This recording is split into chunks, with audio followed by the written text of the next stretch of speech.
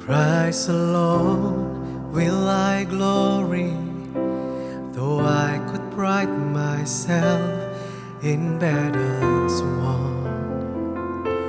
For I've been blessed beyond measure, and by His strength alone I'll overcome. And oh, I could stop and count successes like diamonds in my hands, but those trophies could not equal to the grace by which I stand. In Christ alone I place my trust, and find my glory in the power of the cross. In every victory, let it be said of me, my source of strength, my source of hope is Christ alone.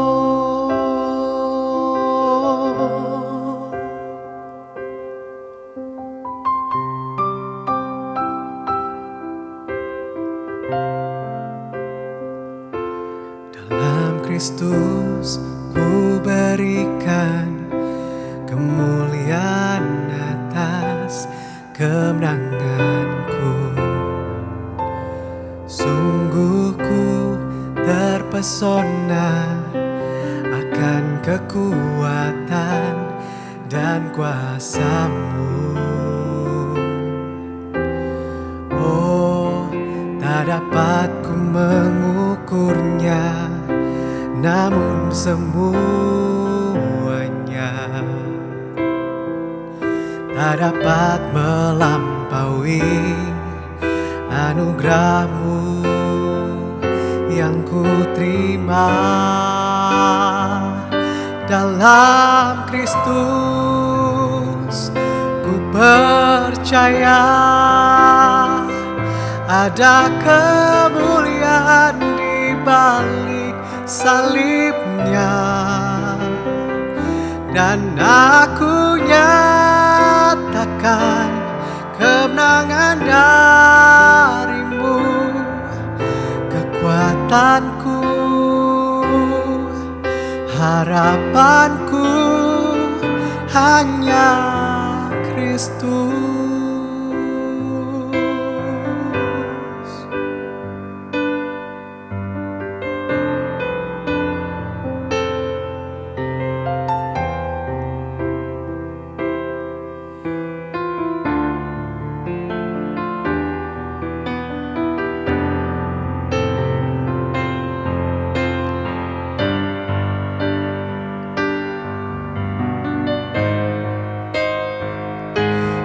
Christ alone I place my trust, and find my glory in the power of the cross.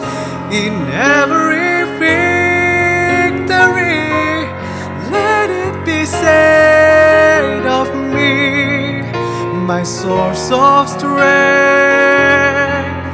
my source of hope is Christ alone. In Christ alone I place my trust, and find my glory in the power of the cross.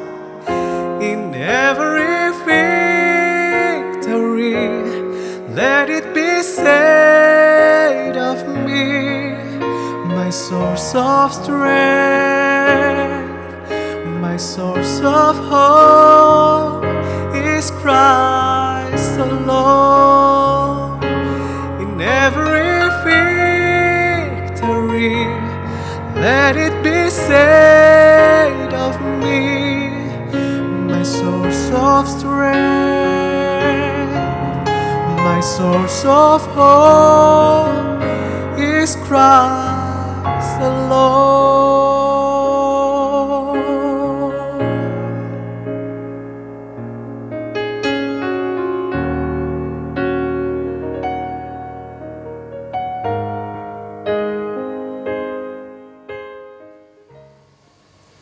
Haleluya.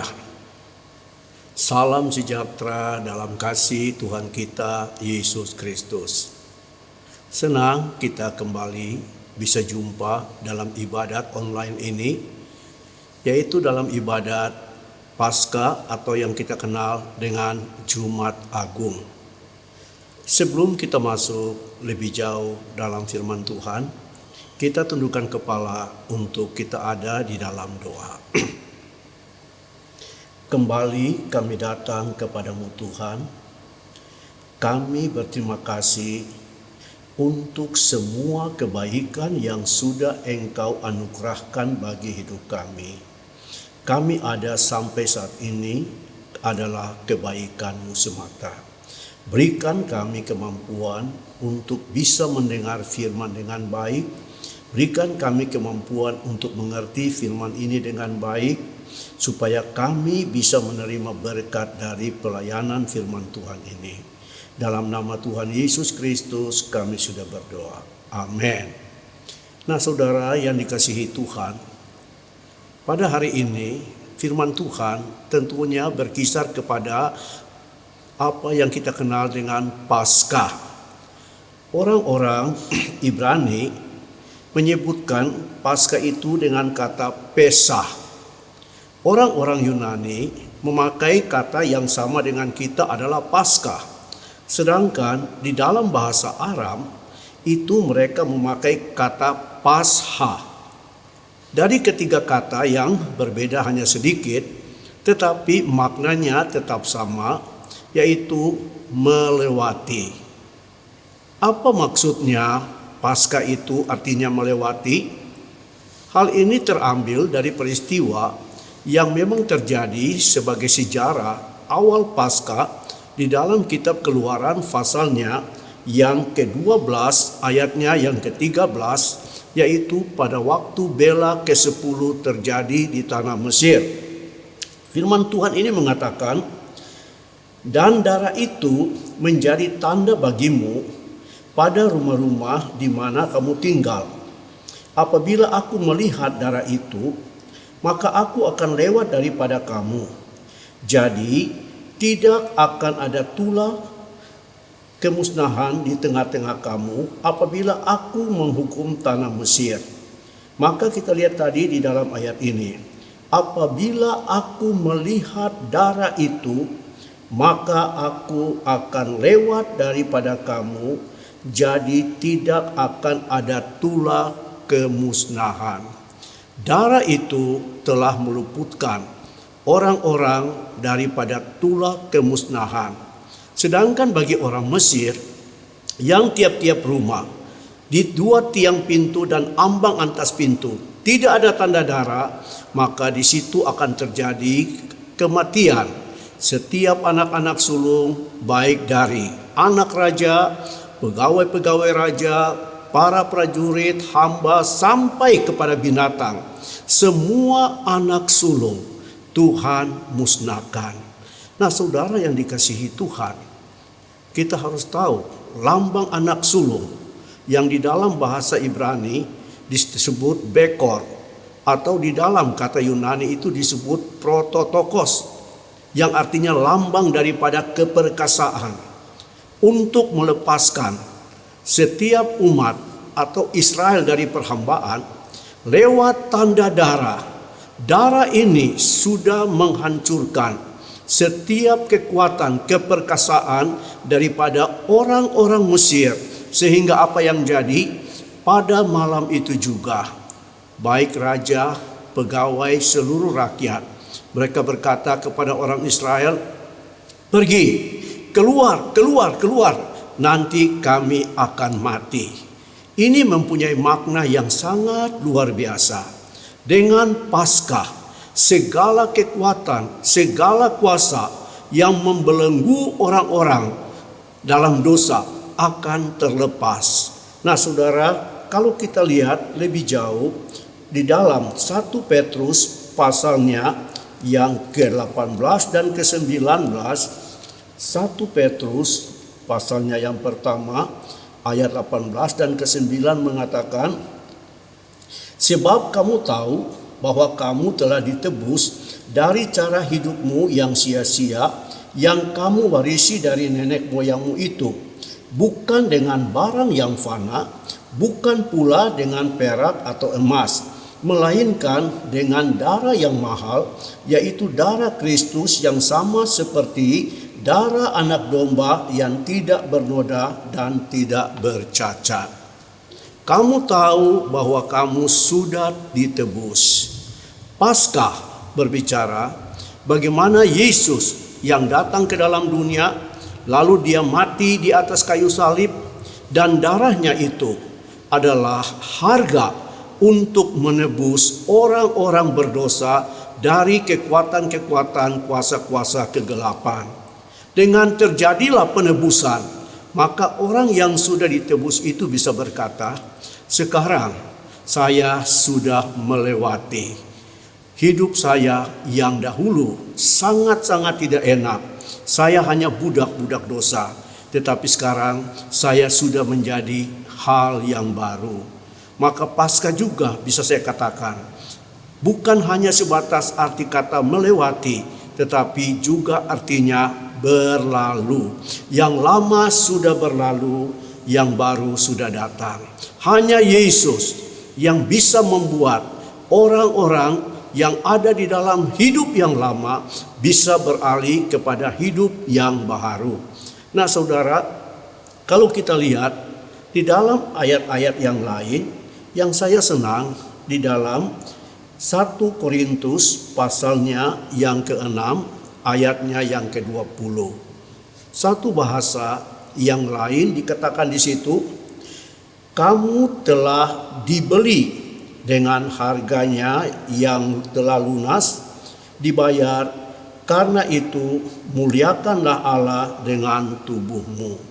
Sekali lagi saya bacakan, kamu telah dibeli dan harganya telah lunas dibayar, karena itu muliakanlah Allah dengan tubuhmu. Kata dibeli itu dipakai kata agarazo, yang artinya telah dibeli dan menjadi miliknya yang sah. Kita lihat dari sisi lain. Selain Yesus dikatakan, dia telah menebus manusia dari dosa.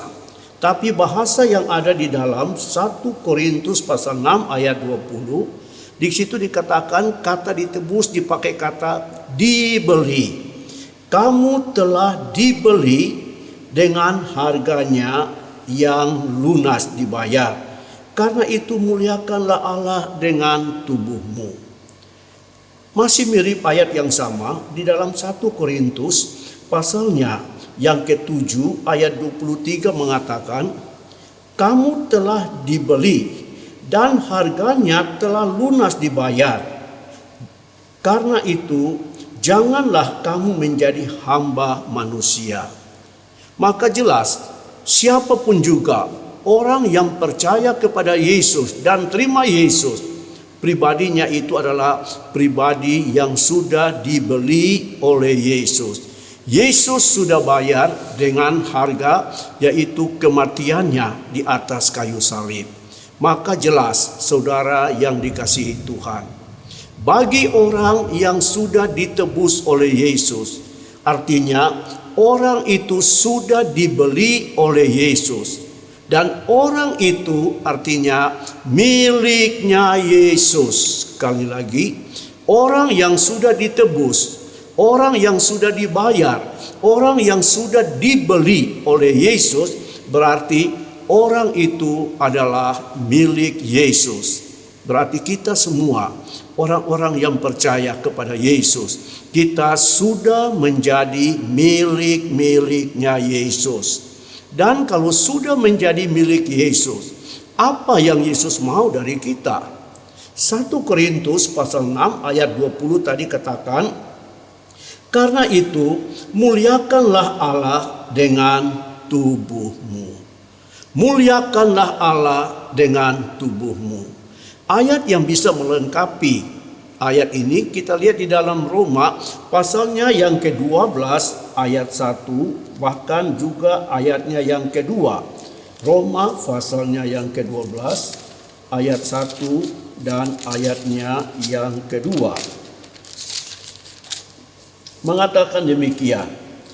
Karena itu saudara-saudara, demi kemurahan Allah, yaitu Dia sudah menyelamatkan kita, aku menasihatkan kamu supaya kamu mempersembahkan tubuhmu sebagai persembahan yang hidup, yang kudus dan yang berkenan kepada Allah.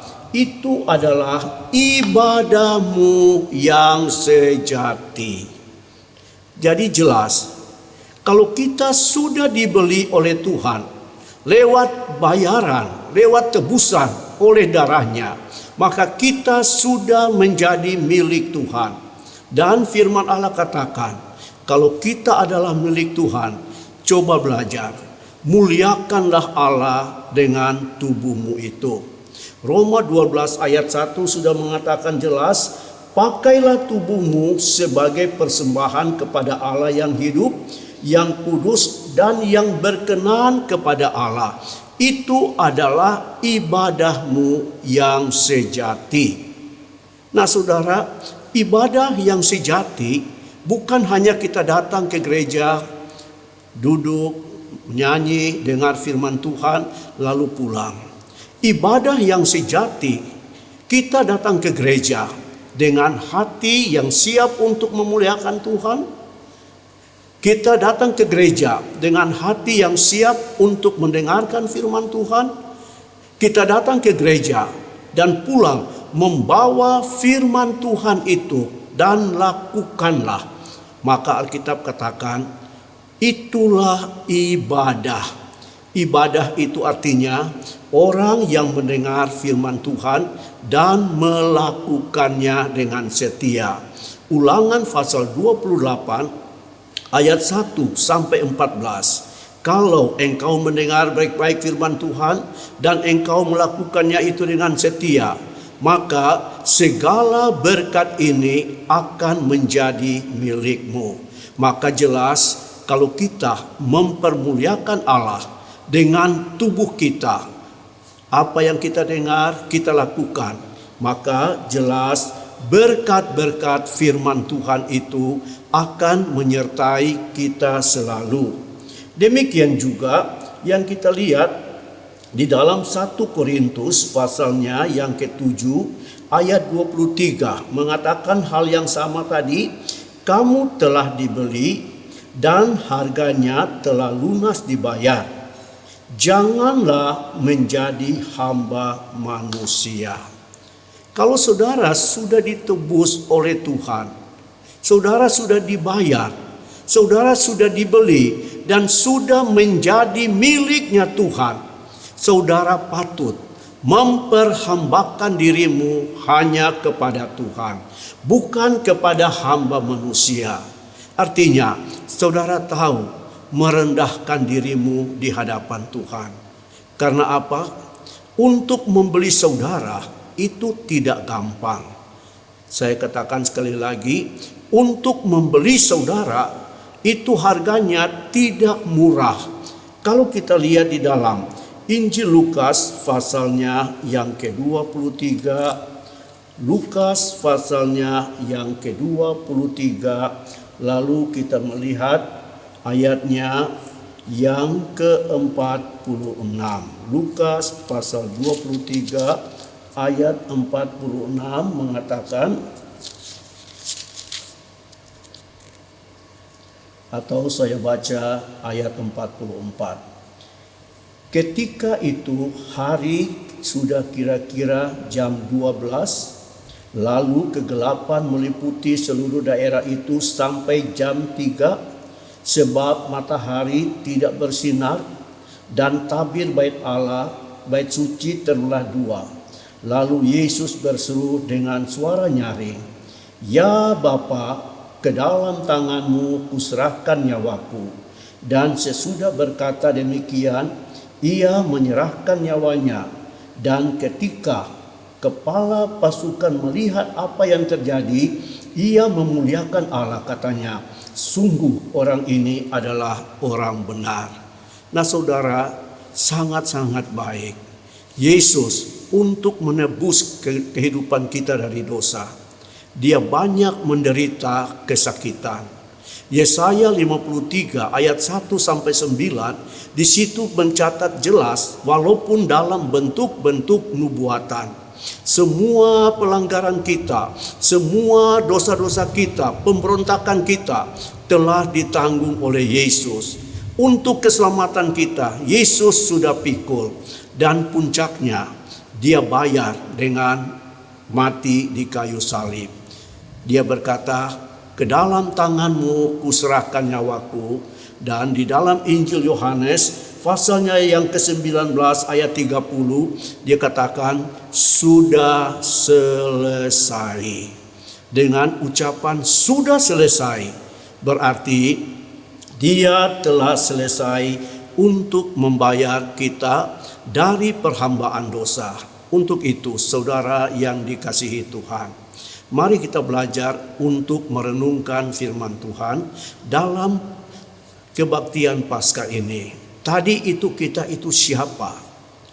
Lalu Yesus datang berbuat apa untuk kita? Dan kalau sampai hari ini kita bisa ada di dalam gereja, kita bisa disebut anak-anak Allah, kita bisa dipelihara oleh Allah, kita bisa diberkati oleh Allah, kita bisa dijaga oleh Roh Kudus. Semua itu oleh karena karya Yesus. Maka pesan firman Tuhan untuk saudara, kalau saudara sudah menerima keselamatan sebagai pemberian dengan cuma-cuma, muliakanlah Allah dengan tubuhmu. Dan jangan lagi engkau memperhambakan dirimu menjadi hamba-hamba dosa. Kiranya Tuhan memberkati kita semua. Haleluya.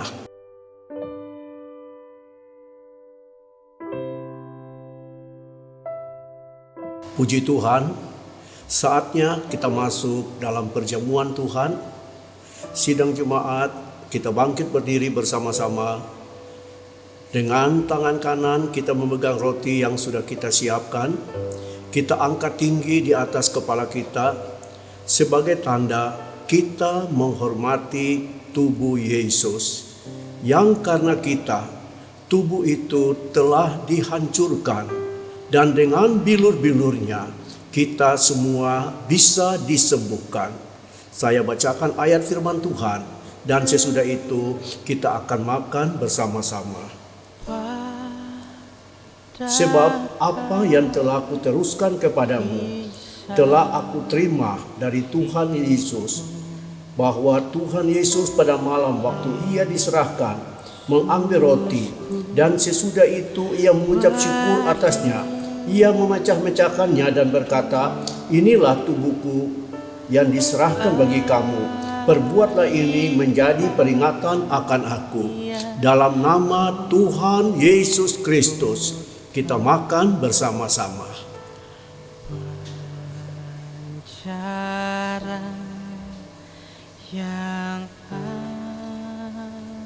Haleluya, haleluya. Haleluya, haleluya. Selanjutnya, dengan tangan kanan kita kembali memegang cawan yang melambangkan darah Yesus. Dan darah inilah saudara yang sudah menebus engkau dari dosa-dosamu. Darah inilah yang sudah membebaskan engkau. Darah inilah yang sudah memenangkan engkau. Dialah yang membenarkan engkau sehingga engkau layak ada di hadapan Bapa. Demikian saya akan bacakan ayat-ayat, dan sesudah itu kita akan minum bersama-sama. Haleluya.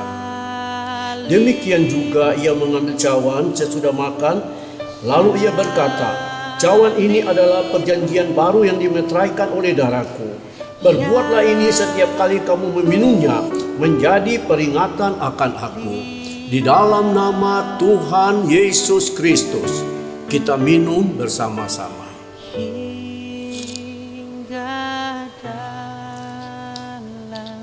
Haleluya, haleluya.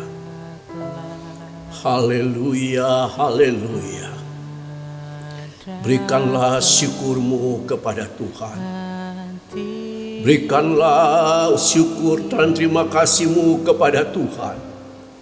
Karena Dia baik. Dia rela datang ke dalam dunia, menemukan engkau yang ada di dalam dosa. Dan Dia mau menyelamatkan engkau. Bila saat ini engkau sudah diselamatkan, itu adalah anugerah yang besar dari Allah untuk engkau. Berterima kasih kepada Yesus. Haleluya, haleluya. Terima kasih Tuhan. Saatnya kembali kami datang kepadamu Tuhan. Kami sangat berterima kasih untuk keselamatan yang sudah Engkau anugerahkan kepada kami di dalam Yesus. Ia rela datang ke dalam dunia, meninggalkan surga yang senang. Dia rela meninggalkan kealahannya. Dia datang untuk menjadi manusia, supaya lewat tubuh manusia, Dia dapat mengerjakan penebusan untuk keselamatan bagi kita semua. Terima kasih Yesus untuk pengorbananmu bagi kami. Engkau sudah menderita untuk kami. Engkau sudah disakiti karena kami. Engkau sudah disalibkan karena kami. Biarlah kami tetap menghormati, kami tetap menghargai akan keselamatanmu. Di dalam nama Tuhan Yesus Kristus, kami sudah menikmati perjamuan Tuhan ini dan kami akhiri ibadat ini. Haleluya. Amin.